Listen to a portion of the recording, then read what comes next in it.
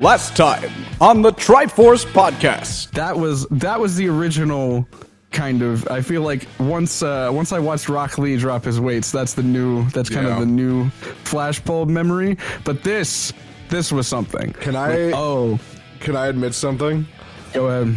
The weeks following me seeing that episode, and obviously they did this quite a few more times in Dragon Ball Z, I actually bought weighted clothing and wore it to school. Because I thought it would make me stronger eventually. What a fucking nerd. Goku, Raditz is like, I want 100 Earthling scalps, and Goku's like, nah, it's all good. He did the thing you're supposed to do when a Saiyan is transforming, is pull off the tail, but he did it only after blowing up the moon. That was the afterthought. Goku is a meathead that only wants Gohan to learn how to fight and become a Z warrior like He's himself. the worst fucking father in cartoon history. Yeah. Except from that fucker from Full Metal Alchemist, I think Goku was like the worst anime dad. They're like my favorite podcast to listen to. Get a sound check. All right. Yeah. Yeah, you're laughing all over this thing.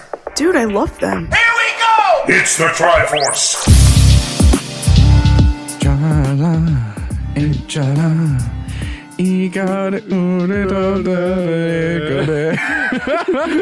It's Dragon Ball Z part 2. Yay, Dragon Ball Z! I love it. I'm so excited to keep talking about it because I know exactly which episode we're talking about first, and it is one of the dumbest things in the world. Hello, I'm Colton! I'm Zach. And this is the Triforce, where we talk about video games, we talk about movies, anime now, apparently. Yeah, we're fucking multimedia at this point. Absolutely. I think we're just a general nerd culture podcast at this yeah. point. I fuck with that real hard. That's what we're after. May I share a short story real fast? Of course. I would love nothing more. Literally, we helped out moving some things in Rain's and their fiance's apartment this week.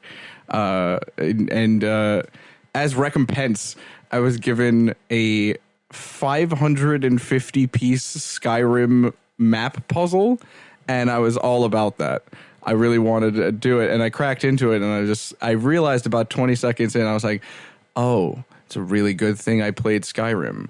It's a really good thing that I know the names of all these places. Otherwise, because it's a mess. And I'm just like, oh, I thought this was going to be just like easy, because I don't plan on actually like just like taking it apart and putting it back in the box. I'm going to put a little Mod Podge on that and put it up on the wall. So I guess this is a very roundabout way of me saying that, like, I've never really loved puzzle games at all, because they always made me feel dumb. But then I don't know why I had such confidence going into a real world puzzle, you know? Yeah, I mean, it's a totally different experience. Like, a puzzle game is you sit there and you try to figure out like a dungeon. You know, you're sitting in an actual dungeon and going around. A puzzle is just you're sitting at a table looking at pieces that all look the fucking same, and it's a totally different experience. For someone with ADHD, it's a wild time. Oh my god! And you know what's puzzling, Colton? DBZ season. The concept of Gaz and Mez. I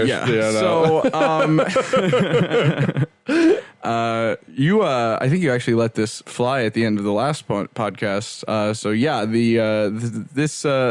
This week, we're going to talk about episodes 13 to question mark.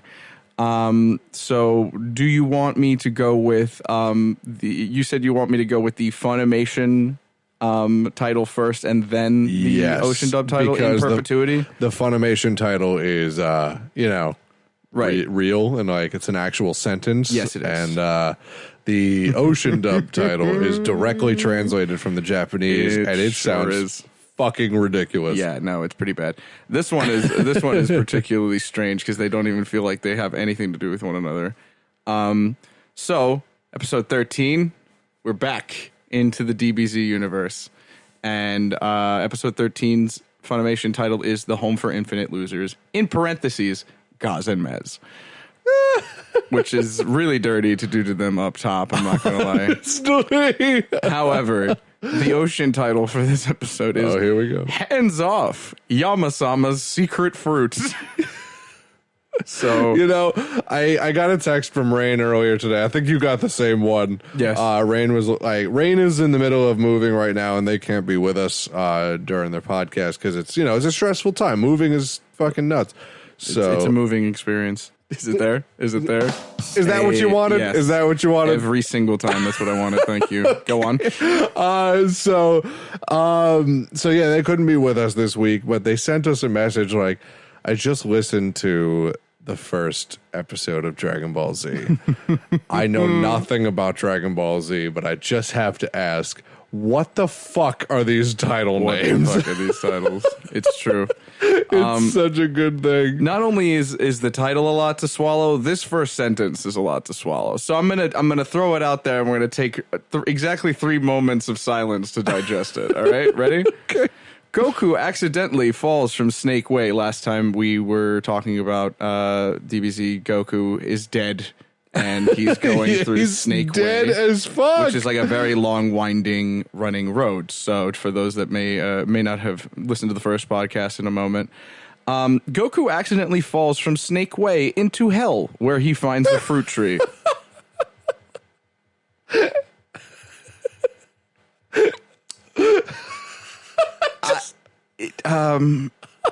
I just, okay, this is where just strap in, folks. All right, Goku is famished, so he tries to take a piece. However, the tree belongs to King Yema, and the 2 Oni there, Gaz and Mez, will do anything it takes to stop Goku from acquiring the fruit. So, Oni are traditional Japanese demons. Yeah, there's nothing traditional about Gaz and Mez. They're like you see the masks around a lot. I love the Oni mask. It's a big fan. As they were represented in the theater, but they're demons. They normally have sharp teeth and horns, and they normally have some kind of otherworldly type skin. So Gaz and Mez are 2 just like the most henchmaniest of henchmen characters. Like imagine if like an 80s workout, like a big buff guy 80s workout, one of them is red, like bright red, and the other one is bright blue, and they both have horns and look exactly the fucking same, and are German for some reason. Yeah, and they're going to pump you up. So they explain that it is a special fruit that will keep whoever eats it full for a long time. Gaz and Mez have their own tests to give. The first wasn't very successful, even though he won, but the second was. Remember when this was about saving the world? Right. To their great surprise, Goku wins the race. So they challenge him to a race, each of them. And Gaz actually wins the first race, but then Mez fumbles the bag in the second race, I think. To their great surprise, Goku wins the race. Frustrated, they direct Goku to a quote-unquote shortcut back to Snake Way. Goku reveals that he has stolen a piece of fruit from the tree. Unfortunately, this leads back to King Yema, and Goku must start all over at the beginning of Snake Way. So he's back to square one. However, he gets a buff from eating the fruit because now he is much faster and will not get as tired. So this is just kind of like its own self-contained like series. Yeah, like it's almost its own subplot for sure. But like this episode kind of reminds me of like Japanese mythology or like other mythologies. Yeah, it's a like, very, very like Japanese heritage based, Goku is based on the character from The Journey to the West, which is the Monkey King Son Wukong. So Son Goku, exactly. So fucking bow staff, like come on, guys, unbelievable, bro. Rides on a cloud. Yeah, get out come of here. So that I like this episode. I don't know. Gaz and Mez are definitely a lot in the English dub, but man, I can't wait to talk about episode 14. I'm just so excited for episode 14. All right. So episode 14 is entitled Princess Snake's Hospitality. And in parentheses, Princess Snake for whatever reason again. What? I don't know. Yeah, I don't get it. It's Princess Snake's Hospitality. However, pretty similar Ocean to Funimation dub title in this one, but it just adds a first sentence onto it that just really separates the two. So the ocean dub title for this episode is Such Sweet Temptation, the Snake Princess Sama's Hospitality. It's so like So weird. it's so weird in English. Like, thank you, Funimation. Thank you, Funimation. You know, so even though Goku has to start all the way over on Snake Way, he quickly catches up to where he was last time. Dude, if that sentence isolated, that's Dragon Ball Z. It's Goku gets some fucking horrible setback, but like next episode, he's right there because of some unknown buff. Yeah, that's it. Thanks to King Yama's fruit. Yeah. So he sees a castle up ahead and assumes it must belong to King Kai because kings have castles generally. He enters the castle only to find out that it belongs to Princess Snake. So I'm going to take a beat here. I remember this episode vividly from when I was a child because there's one section that we'll talk about in a little bit in the next sentence that like the animation stuck in my mind. Like I can close my eyes and I can see it like right now. Right. Because it was so interesting. But Princess Snake is like a very... I'm gonna do a quick re-Google image search just to justify my point. But Princess Snake, I feel like the episode stuck out to me because I don't know, man. I think she was adorable. She had the feather boa and the giant hair. You know, yeah. She had the giant earrings and the elf ears. I thought she was cute, man. I don't know. I'm all in. I would have gone a very different route from Goku in this episode. She looks kind of like Bulma's mom. Yeah, like Bulma meets like Marge Simpson and gives them elvish heritage. Anyway, so he finds the castle and he finds out it belongs to this lady, Princess Snake. The princess finds Goku very attractive, so she does everything she can to keep him there. Goku tries several times to leave. So in this episode, Princess Snake's got the hots for Goku, and he gets treated to a big-ass meal, which Goku slovenly devours because that's his table manners. Yeah. I remember he takes a bath in lava, and Princess Snake is like, oh, well, lava would kill any other man, but you're obviously, an alien from a far-off land. So Goku takes a bath in lava and walks out in the nude. I remember that one pretty vividly. There's a lot of Goku nudity over Dragon Ball Z and Dragon Ball.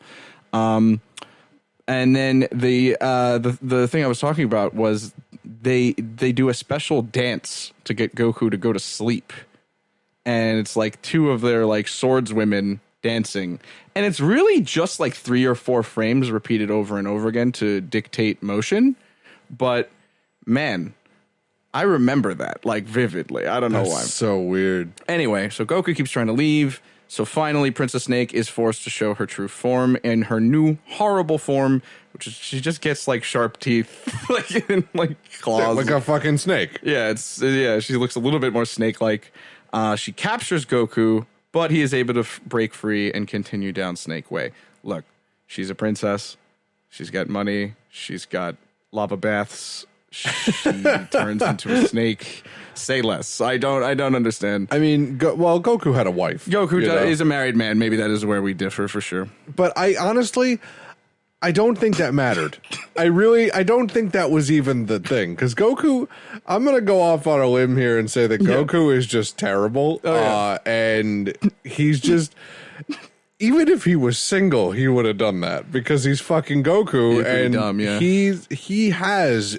maybe half a brain cell partitioned for anything other than fighting. Right. Yeah. That's it's the breakdown. It's the pie chart. You know how like you can make two disk images of a flash drive? Like he's got like a 512 gigabyte flash drive as his brain podcast, and he's got a 1 kilobyte partition for anything other than fighting. No RAM. The rest of it for fucking fighting. All right, man. I'm sorry that I was laughing throughout this because I was just reading not only the titles but also the first episode, the first title of this, the first sentence of the recap of this episode, which is episode 15, which is called Escape from Piccolo, or in parenthesis, Dueling Piccolos.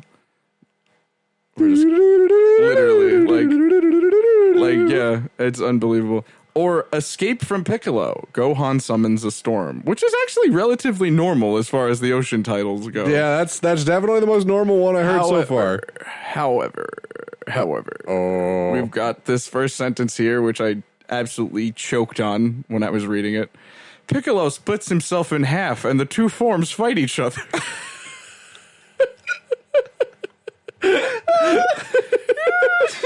The first sentence. Why lead with that? I just imagine the episode opening up and Piccolo's just forcibly ripping himself in half, like holding on to both of his stupid ears and just ripping himself in half. Anyway, Piccolo uses this method to train by himself at a high intensity.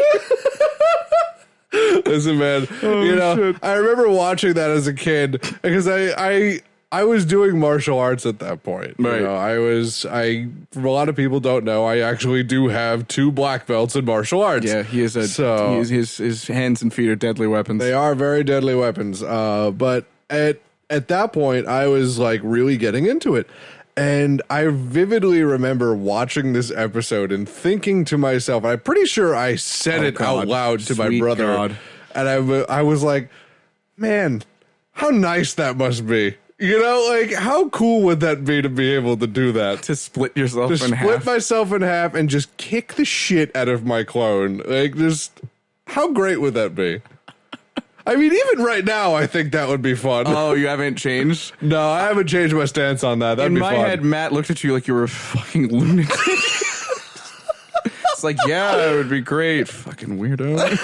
Because I would ask him, he was in martial arts with me too. Yeah. I would ask him all the time if we could go out in the back and spar. And he just never was like, no, I'm good. So I'm just 15 years old Just tugging on both sides of yourself. and just furiously trying to tear myself in half to have a training partner. Just tying your wrist to a doorknob and slamming it. Matt, close this door. Anyway, meanwhile, so Piccolo is ripping himself in half and beating the shit out of his clone. Meanwhile, Gohan sleds down a sandy hill. After he crashes, he tries to find his way out of whatever he is. Wait, he tries to find a way out of wherever he is to his mother. He thinks his home is close by. Right, so Gohan's trying to find Chi-Chi. After coming to the same spot he originally was at first, he realizes he must be on an island. Brainstorming, he builds a boat so he can pay a quick visit to his mother, whom he misses. As he drifts on the sea at night, a huge storm is heading Gohan's way, and he can't swim. So Piccolo doing an excellent job of raising Gohan in Goku's stead. Gohan just literally like castaways it and just finds himself on an island and builds a boat, gets out of there. But he's about to have some Titanic shit go down. Listen, man, I still subscribe to the theory that Piccolo was being a better father than Goku. Oh, no, that's never been in debate. That's fair. Right. So this is a lot. Episode 16. Episode 16 might have our most egregious ocean dub title. 16 so out far. of 273, I might add. What's that? I said 16 out of 273, man. Oh, yeah, guys, we're going to be here a while. I mean, it's going to be multiple parts of this. We won't stop until we've recapped all of Dragon Ball Z. Don't stop till you get enough. Don't stop. Right, so episode 16 is called Escape from Piccolo or Plight of the Children, otherwise known as Run Gohan, longing for Mount Paozu where Chi-Chi is waiting. I'm sorry, Three what? sentences. Look, This really is. Oh my god. damn, man, like you didn't have to give us that much information. I would absolutely love it if the Funimation dub voice would just read the Ocean dub titles, because I feel like he would be like, what the fuck? They're paying me to do this. There's a lot of money involved here. Right. So Gohan is able to survive the storm and he washes up on shore. There he finds a group of orphans living on their own. The adults in the area are trying to capture them and take them to an orphanage. After telling them his goal, I do not know how to pronounce this name. It's Pige Pigaro? I'm going to go with Pigaro.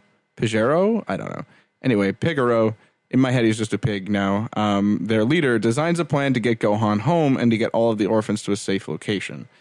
The adults come, and Pigaro and Gohan are able to defend themselves against the adults, but Pigaro suddenly realizes something, that children will be better off at an orphanage.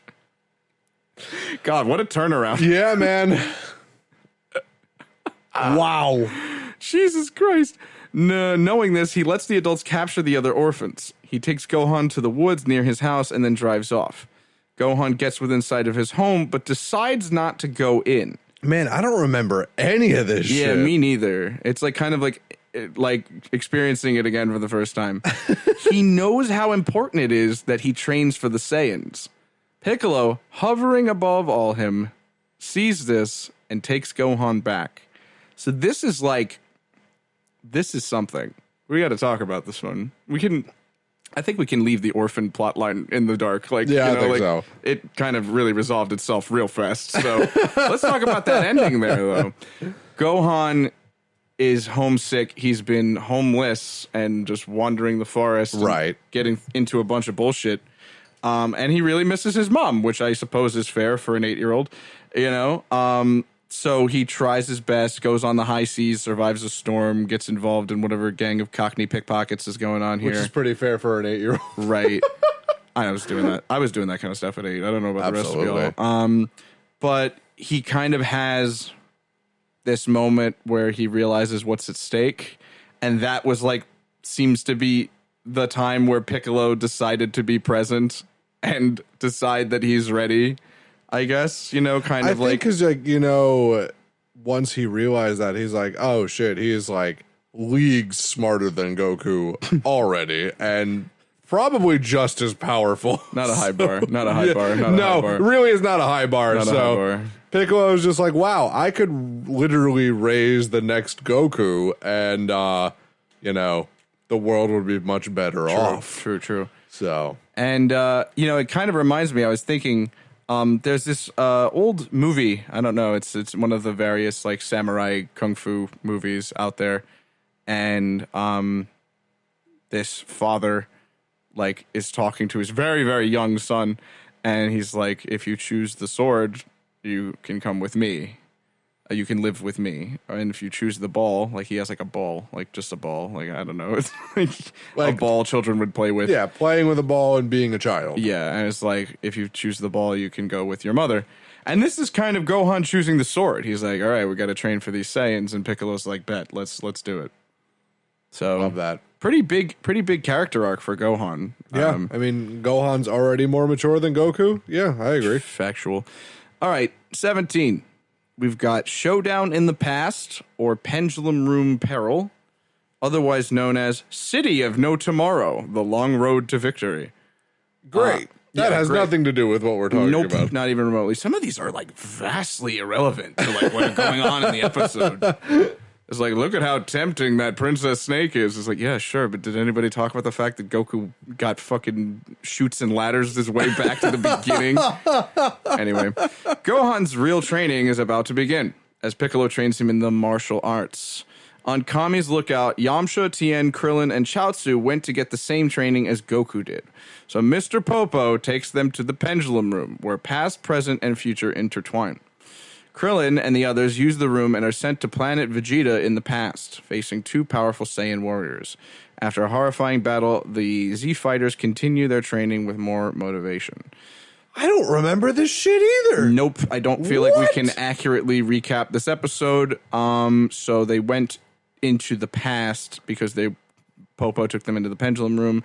Kami and Popo were very mystical. They were had a lot of magic powers. Kami quite literally means God. Yeah. So Kami was a big deal. Yeah. And then fucking the Frieza arc came along, and Kami was just well, look at that, another slug guy.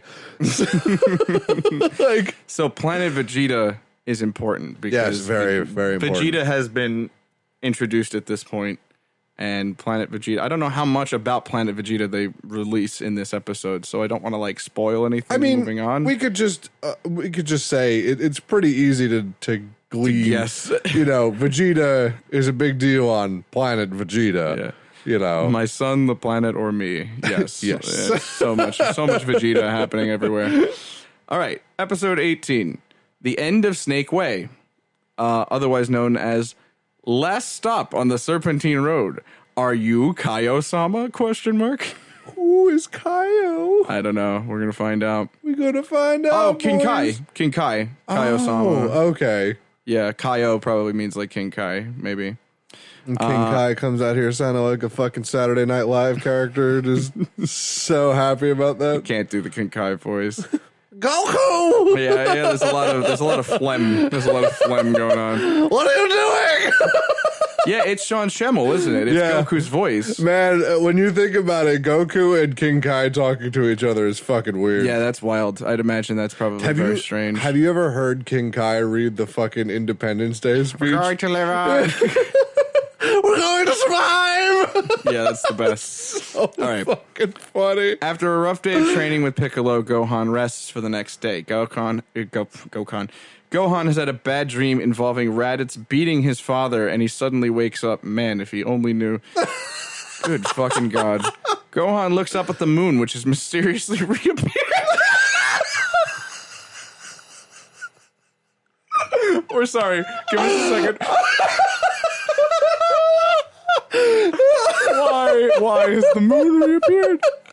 Okay, so if you didn't watch the first one, I don't know why you're here if you didn't watch the first part of this, but Oh my god. who destroyed the moon? Piccolo destroyed the moon, didn't he? He blew up the whole ass moon. Piccolo destroyed the moon so that Gohan would stop being the great ape and that he wouldn't be able to transform again. But Oh lo my and behold, God. that pesky lunar bitch is back.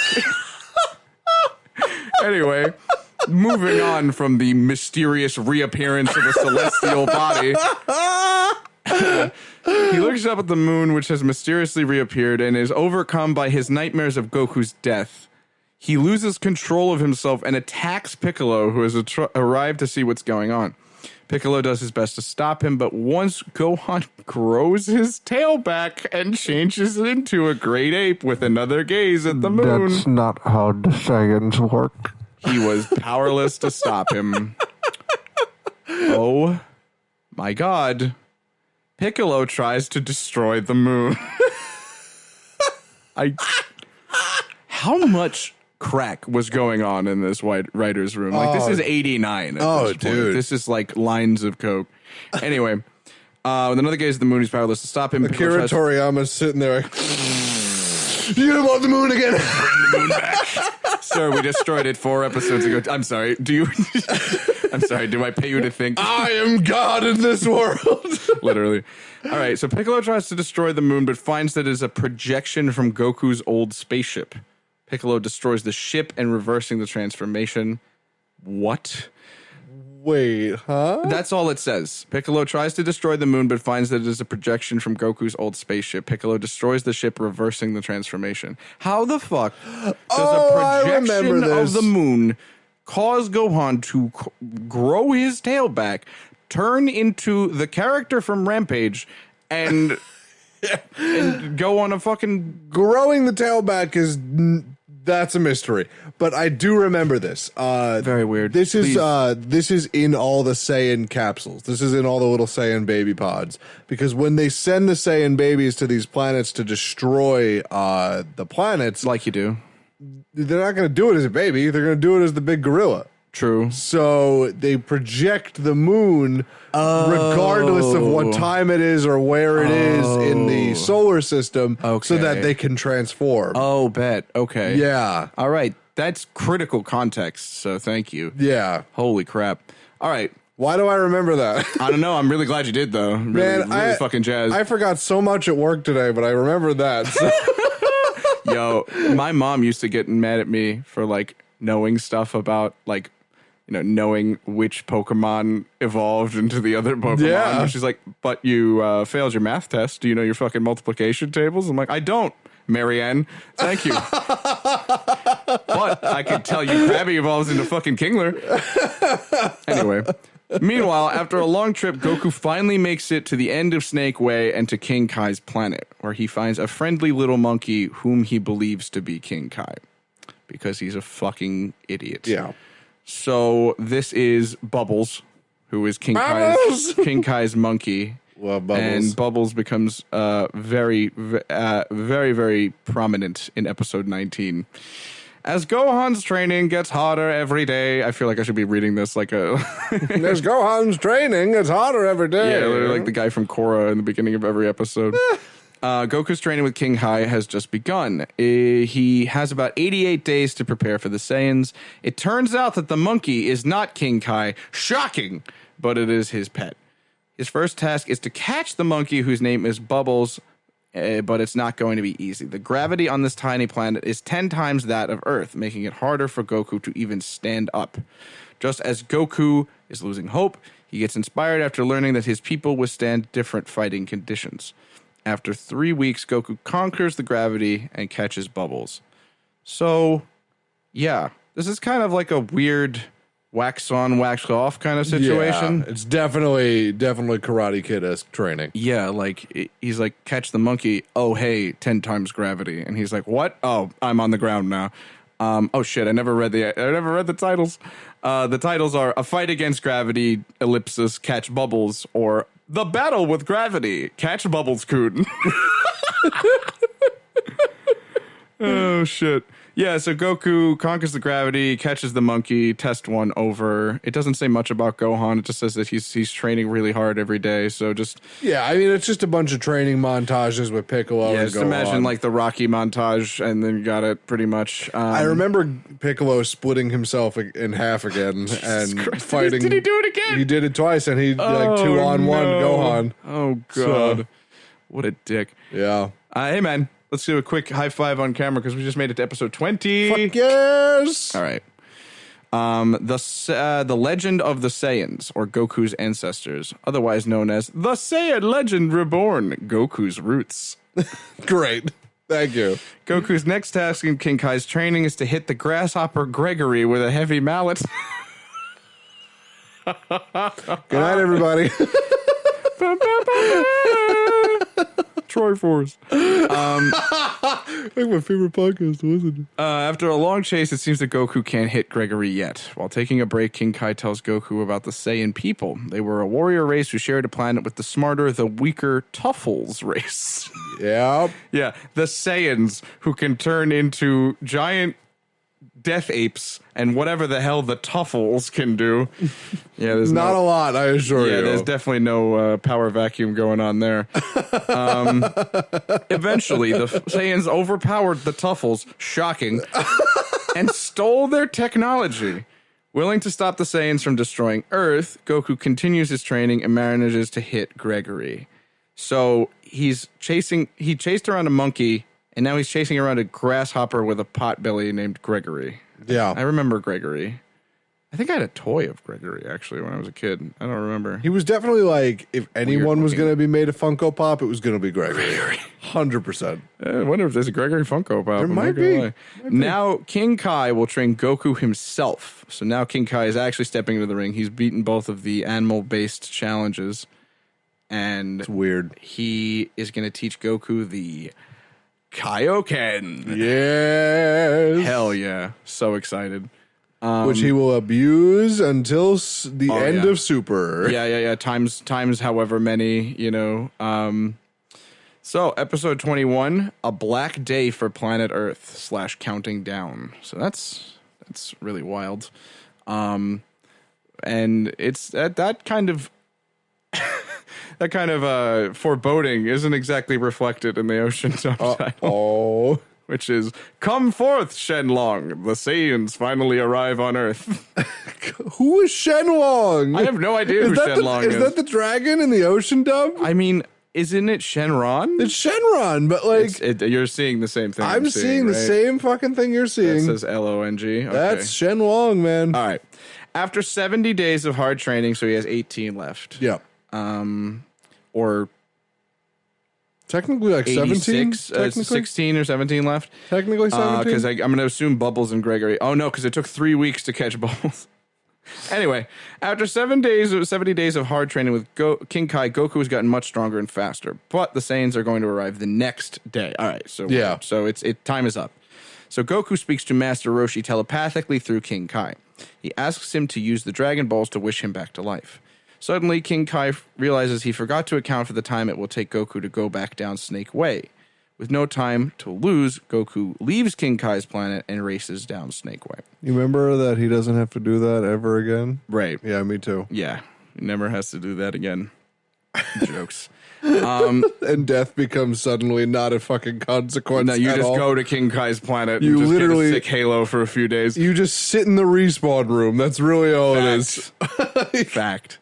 So, Goku's jacked up now. He got his power up. But I actually relate to Goku today because I went to Inwood today, and instead of doing the smart thing and going by the train station and going to the Inwood stop, I went to Penn Station and then took the one train 15 fucking stops to Inwood.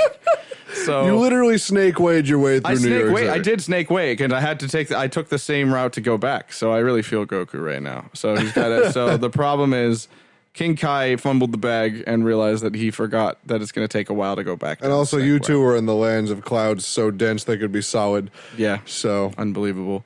So Goku's on the way back. He's ready, and oh my God, Colton, I am so excited to talk about episode 22. So excited. So, you know what? is it our big bald boy? It is our big bald boy. Oh, I love him. That is true. However, I'm very excited to talk about episode 22 because of one of my favorite, really, I think, one of my favorite villains of the DBZ mythos, but were pretty much exclusively used in this arc and never again. So, I'm going to say the Funimation title actually manages to go harder than the Ocean dub title here. I'm going to be honest. So so I'm actually going to read Ocean first to kind of build this up. So it's still Ocean dub. It's still a thoroughly Ocean dub title. Let me let you know, but it's not as bad. It's unbelievable! Exclamation point. Cybermen, born of the soil. Yeah, that Not bad. Not bad so far as they've been so far. There's no Samas and Coons going on. But the Funimation title is The Battle Begins. Goku, where are you? The darkest day. I love that. I remember What is that. going on? I remember that shit. Oh, and we're talking about the Cybermen. Yeah, I freaking love the Cybermen. Cybermen are so fucking cool. I just remember the Dragon Ball Z abridged where it's just like each of these have roughly the same power level as Raditz. That's right. Raditz was so weak, we can literally grow Raditzes. It's true. And that's why I was so blown away that Goku was no match for Raditz. In the beginning part of the season. And I think they actually said that in the actual show that these are roughly the same power level as Raditz. Hilarious. And that was like, you just have those. Mm-hmm. Those are just like, that's a pill bottle. You just take a pill bottle. Like, listen to this. Listen, you hear that? that's a bunch of Cybermen. That's a bunch of Raditz. Hilarious. So, after a year of space travel, two Saiyans, Vegeta and Nappa, arrive on Earth. To celebrate their arrival,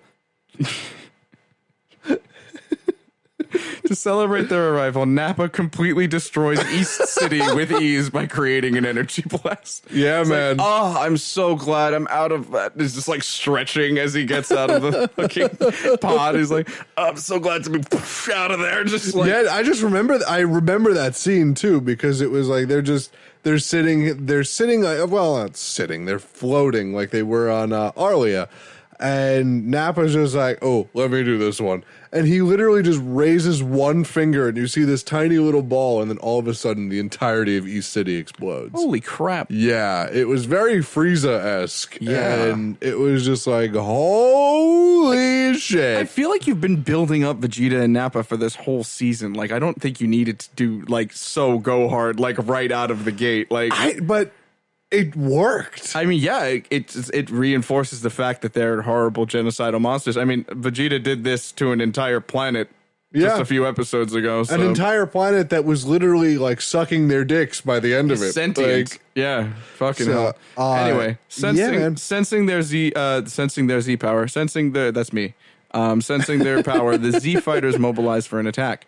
The Saiyans search for any large power levels with their scouters, and they head towards Piccolo and Gohan. Just when Krillin shows up to help, the Saiyans also arrive. Piccolo learns that he is a Namekian because Vegeta recognizes the green skin that is typical of Namekians. So this is wild just because of the fact that Piccolo doesn't know who he is, doesn't know his race or origin, and it takes this weird colonizing genocidal force to tell him, hey, this is who you are. Well, King Piccolo came to Earth and kind of was just like, I'm a god. In Dragon Ball, yeah. Because nobody on Earth knew what a fucking Namekian was. True. So he's just like, I can just convince these people that I'm God. And he fucking did. Like Kami is a part of King Piccolo, and Piccolo and Kami are like, two halves of the same coin. Yeah. So they just said he's God. Yeah. So Piccolo never really knew. And then he's like, wow, imagine, I thought I was God, and now I find out I'm a slug man. Slug man. All right. Well, we got the Z fighters, right? We've got Yamcha, we've got Tien, we've got Krillin, we've got Chaozu. But there's someone else in the mix here. Yajirobe knows of the threat as well. Hey guys, Yajirobe knows of the threat as well, but instead of stopping them, he is posing as the leader of the Earth's special forces specifically to get food. Listen, man. He's doing it just for the craft services table. Yajirobe is Yajirobe in the Dragon Ball Z world is that one meme where it's like, are you prostituting yourself for hamburgers again? A man's gotta eat. The best. All right. Episode 23. The Cybermen strike or Cybermen attack. Or, as everybody knows, Yamcha dies, the terror of the Cybermen. There's that famous picture, man. Yeah, of him in the hole. Yeah. They made a pop figure of that. Are you fucking They made a kidding pop me? figure of... Hold on, wait. I gotta look this up. No, hold on. No, you keep that. I got this. Hang on. I need to... Yeah, it is a thing. They made or had plans to make a pop figure of Yamcha. Shit my dead pants. Yamcha. No, I'm serious. I'm like almost 98% sure that this is dead a thing. Yamcha Pop Funko. Is it a thing? Get the fuck out of here. Are you kidding me? He's dead. He's just in the trademark death pose. Oh my god, it's $44.99 and I might I just might fuck around and find out. I just might fuck around and find out, man. Anyway. Wow. Just to have some fun, Vegeta and Nappa grow some weird creatures called Cybermen to test their opponent's strength. So, Cybermen are like these weird green aliens looking things. They kind of look like the aliens from Mars Attacks. They've got those like veiny brains. Suddenly, Tien, Chaozu, and Yamcha arrive to join the battle. Tien is the first to go up against one of the Cybermen. Thanks to his training, Tien easily beats one of them. Angry at his failure, Vegeta destroys the losing Cyberman. Yamcha is up against the next Cyberman, and it seems that he too is stronger, but his opponent grabs Yamcha and self-destructs, killing them both. Holy crap. Man. This is a theme. This is such a theme of like the grabbing on and then both of you die kind of thing, because it happens again in a little while. Mm-hmm. So yeah, Yamcha's fucking dead, which is not surprising to anybody who's even casually familiar with DBZ, because Yamcha dies all the time because he's useless. But he's one of the Earth's defenders, I guess. So episode 24. Both of these titles are shitty. Both of these titles are terrible. Both of these titles are really bad. So the Funimation title is Nappa ... the Invincible, ? Also known as the Power of Nappa. And the Ocean dub title is Farewell, Tensan, Chaozu's Suicide Strategy. Oh my god! Why would you say that right out front? Like, that's such a pivotal point of the episode. I know. Oh my I god! really wanted to save it, but we just did an episode called Yamcha Dies, so I feel like Chaozu deserves the same treatment. But like, that's literally like going in and. Can we spoil Star Wars at this point? I think we're in the clear to spoil Star Wars. I feel like that literally would have been naming Star Wars Episode 7, the one where Han Solo dies. Like, that's, you know? It's what it says on the tin. If you don't like it, don't come to the theater. Absolutely. Hilarious. That's so ridiculous. Right. So Yamcha has been killed by the Cybermen's surprise explosion. They just want to recap. They just want to let you know that once more. Is everybody cool? Listen, folks at home, do you know that Yamcha's dead? I remember these crazy anime recaps because they do the recaps like 3-4 episodes back sometimes. I remember seeing Yamcha die like 6 times in season 1. I'm just like, all right, I get it. It's enough. It's quite enough. Oh my god. Right. Back at Kame House, everyone mourns his death. Especially Bulma and Puar. So this is crazy. That's right. Yamcha and Bulma were dating in season 1 of DBZ. Yeah, man. And this is amazing to me because, anyway, I feel like we'll get to it. But, you know, obviously Bulma would be upset that her man's died and died in such a piss poor fashion. Especially after Tien just soloed one, no problem. But poor was Yamcha's cat. So good. Poor was just like, holy shit, my master is dead and I'm terrified. Such a bean. Angered by losing him, Krillin fights the remaining Cybermen. He fires a powerful energy attack that completely destroys the remaining Cybermen. So this is so interesting because this gives you the power levels, kind of. Like, yeah, this is kind of like punching bags. Is okay. Yamcha's dead, so that kind of gives you your whatever you need to say. And Krillin is all right. He's doing all right. However, the real battle is about to begin because the Saiyan Nappa step up to fight. Nappa is clearly stronger than any of them. Okay, so that's going to be actually covered in the next episode. So the Ocean Dub title talked about Chaozu's suicide strategy before it even happened? That's what? Yeah, so like this is all it says. Nappa is clearly stronger than any of them, and then the first sentence of this next episode is what it says here. Oh my god, are you kidding me? So weird. So episode 25, Tien goes all out, or sacrifice, or the Ocean Dub title, which is I really don't know how to approach this one. It's Ten Shin Han cries out, "This is my final Kikoho." Kikoho.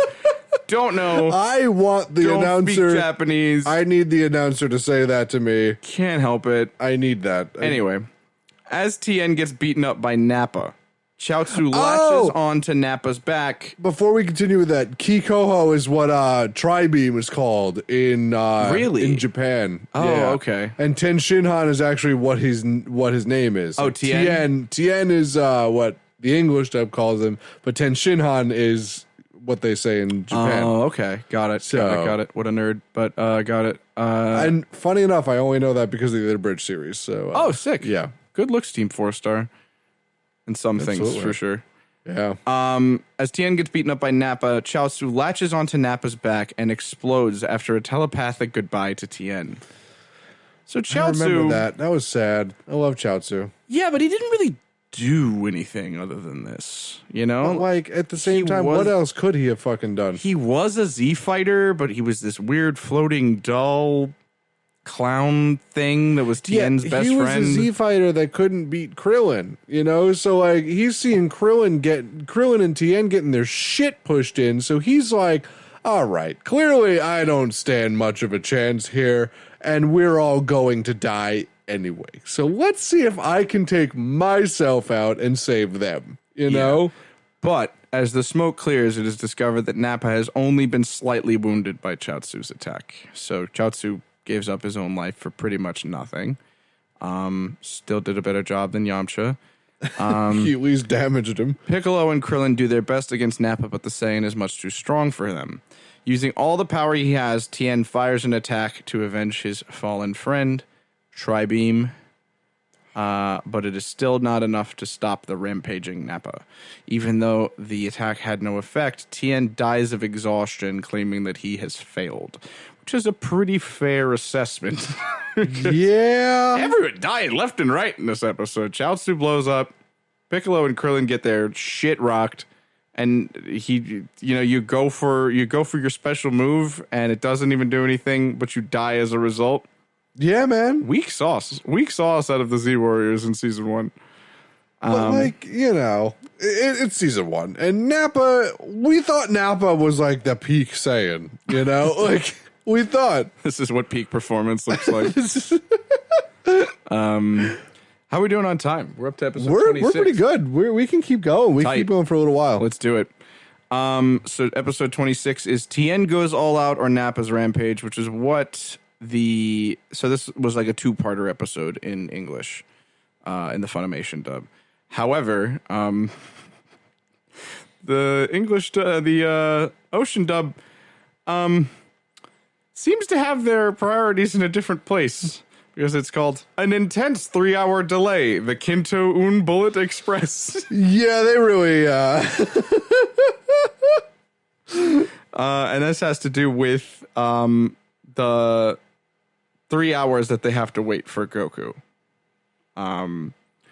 So with Tien gone, only Piccolo, Krillin, and Gohan are left to fight, and they begin to wonder when Goku will show up. They tell Vegeta that Goku is far more powerful than any of them, and the Saiyan Prince can't resist the thought of a better fight, as he has grown bored of the relatively weak Earthling Z fighters. He tells Nappa that they will wait 3 hours for Goku, but instead of standing around for 3 hours, Nappa flies around the world, destroying everything in his path to kill some time. Yeah, man. Wow. Nappa, what a guy. Nappa the guy. Nappa the Chad. Unbelievable. Just destroying everything in his path just because he's bored. Yeah, dude. Goku arrives on Earth, but he is far away from the battlefield. The 3 hours are up, so Vegeta tells Nappa to continue the fight. Whew. Oh, man. So, yeah. Yeah, it's fucking crazy. And I remember sitting there the whole time that was happening, like, oh no, I'm like, this is the end of Krillin and Piccolo. Like, they're about to get fucking rocked. Yeah. I just think it's hilarious how in the beginning of this, they're like, you're going to be real sorry when our friend Goku shows up. He's like way tougher than like all of us. And they're like, bet, we'll wait for him. And it's like, time's up, bitch. Like, Nappa, continue this very one-sided fight. I mean, I gotta, as much as I hated season 1 Nappa and Vegeta, like, I gotta give them props. I mean, they held up. They held up to everything they said. Yeah. They never went back on anything they said. Yeah, not like Garlic Jr.-esque expectations. Fucking Vegeta was literally just like, and 3, 2, 1. Fucking murder time. The fucking Tootsie Pop owl. 3. All right, episode 27. Time's Up and or Nimbus Speed. Or Leave It to Me. Gohan's great burst of anger. Oh yeah, remember this is when Gohan fucking like, goes ham on these fuckers. Shit on Nappa. Oh yeah. That's a little insensitive of you to use that phrase. These are Saiyans. Oh yeah. Relax over there. Oh. As Goku heads towards the battlefield, Piccolo, Krillin, and Gohan devised a plan to stop Nappa. They plan to pull his tail, which will weaken him enough to take him out.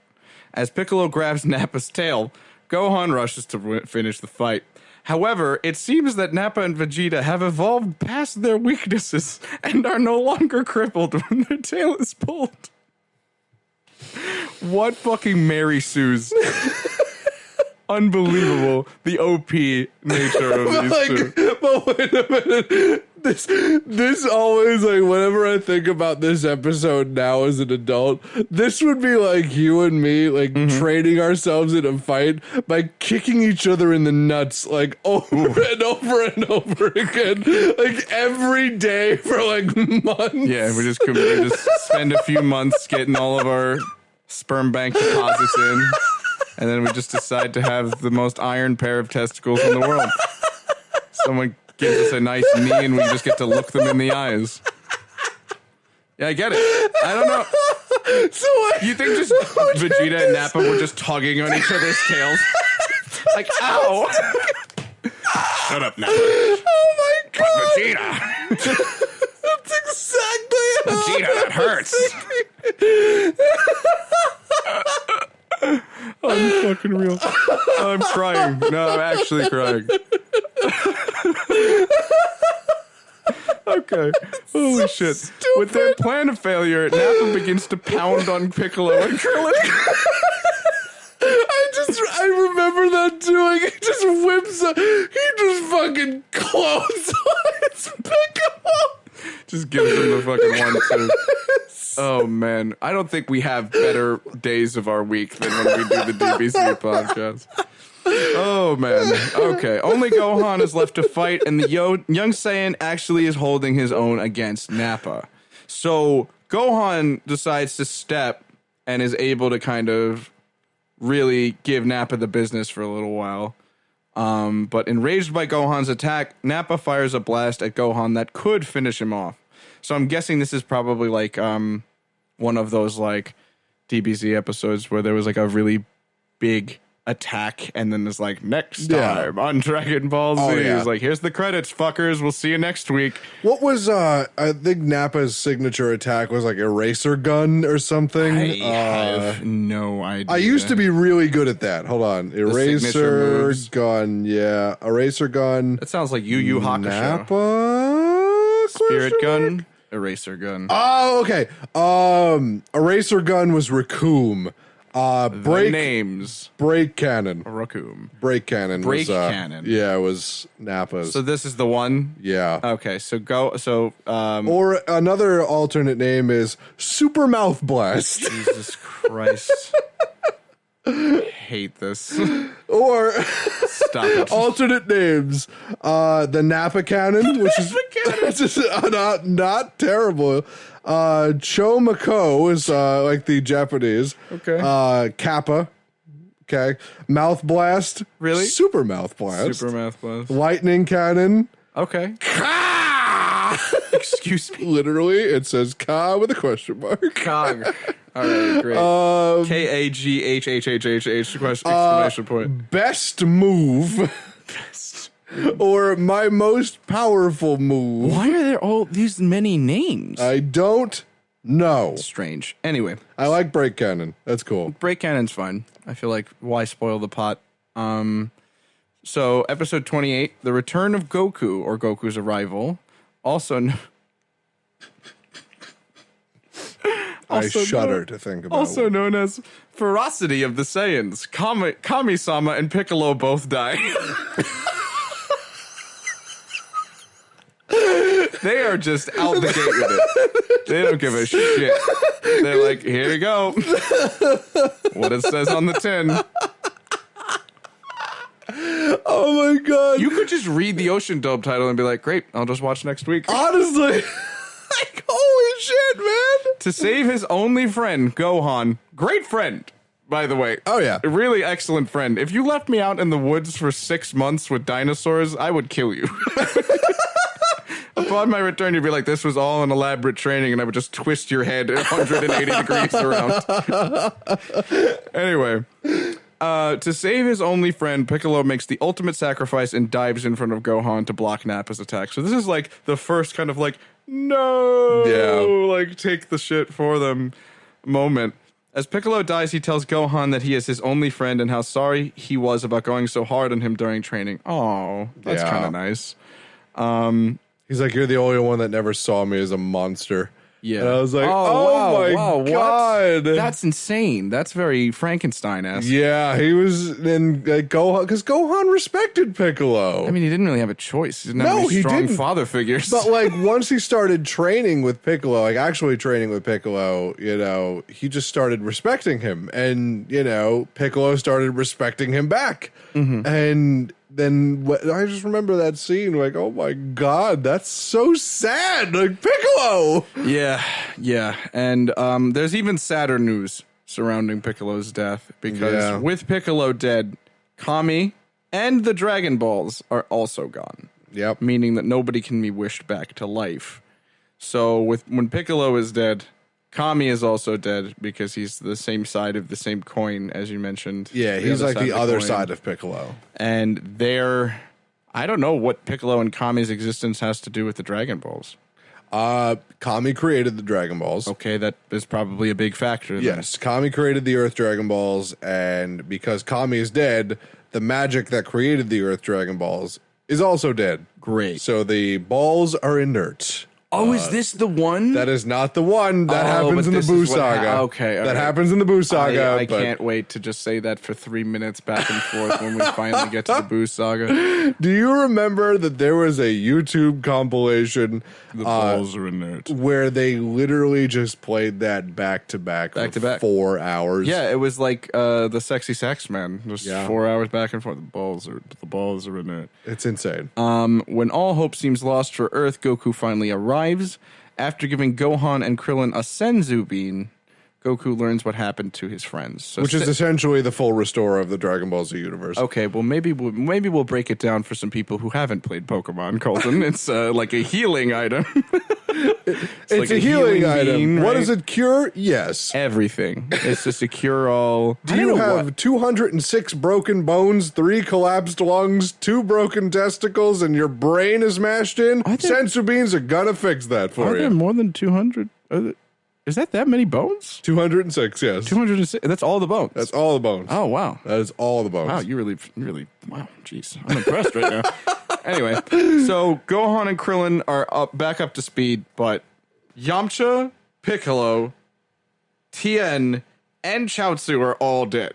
Yeah. So Goku is pissed, and he takes his rage out on Nappa. So Goku is now entered the fray. Fucking throttles Nappa. Oh yeah, makes a fucking light work of Nappa. So episode 29, Goku Strikes Back, my favorite movie in the Star Wars trilogy. Or Father is Awesome, Kaioken, the ultimate finishing technique. Oh boy. This is hilarious. They're so lighthearted and they have nothing to do, ridiculous. man. And Please come along with me on this first sentence. When right before Goku fucking throttles Nappa is where we get the over 9,000 line. Oh yeah, Yeah, that's the episode we get that. because Goku shows up and they read his power level, which Yeah. is over 9,000. Yeah, Holy crap! Meme royalty. absolutely. That's Royalty. That's like that's an OG. That's a YTMND ass meme. Back. Like Back in the day. you're the man now, dog. Like that's one of those memes. Please come along with me on this first sentence. You don't even need to come along with me for the full sentence. You just need to come up to the comma with me. Goku is able to easily beat Nappa thanks to King Kai's training. So he just wipes the floor. I just remember that whole fight. He whipped Nappa, just like absolutely decimated that man, and I was like, yes, Goku. Yeah, it says with a measured power level in the thousands, he is vastly superior to the man who so easily defeated his friends. So Goku is ripped now. Goku avenges all of his friends. Having seen enough of the fight, Vegeta orders Nappa to stop and let him fight Goku instead. To have some more fun, Nappa decides to attack Gohan and Krillin, only to be stopped by Goku's Kaioken. Unable to move, Nappa asks Vegeta for help. But the cruel prince does not tolerate weakness, and he kills his partner in a sadistic display of power. Yeah. So fuck, man. He was like, all right, step out of the way. I'll fight him now. And he's like, all right, cool. I'm going to go take care of these kids. And he's like, no, the fuck you're not. Kaioken. And he couldn't move. Is that a part of Kaioken? Is No, it he just paralysis? like he just got smacked in the stomach so hard it disabled him. Oh my God. Yeah. Like, Yeah. And Vegeta's like, well, that sucks. Here's a murder for you. yeah, remember in GT when all the fucking villains came back and Nappa came back for 45 seconds and Yeah. Vegeta fucking killed him again? Oh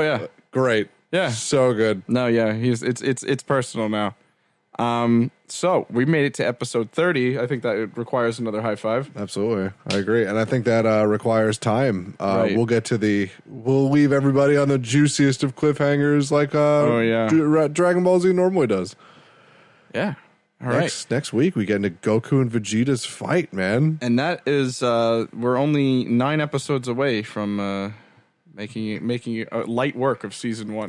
Ooh, yes. Oh, man. So I hope that you, all of you at home, we at the Triforce Podcast are very much of, we're always looking out for our listeners. So if you could, please do not throw yourselves onto somebody in self-destruct at home. I really just don't, we like to have fun here, but this is a very serious issue. If you can help it. Yeah, if you can help it, do not blow up. If you have the ability to do that, I mean, in a Pyrrhic victory. Call like a research center. That's a power that needs to be studied. Yeah, or do it if you're certain that it's actually going to help.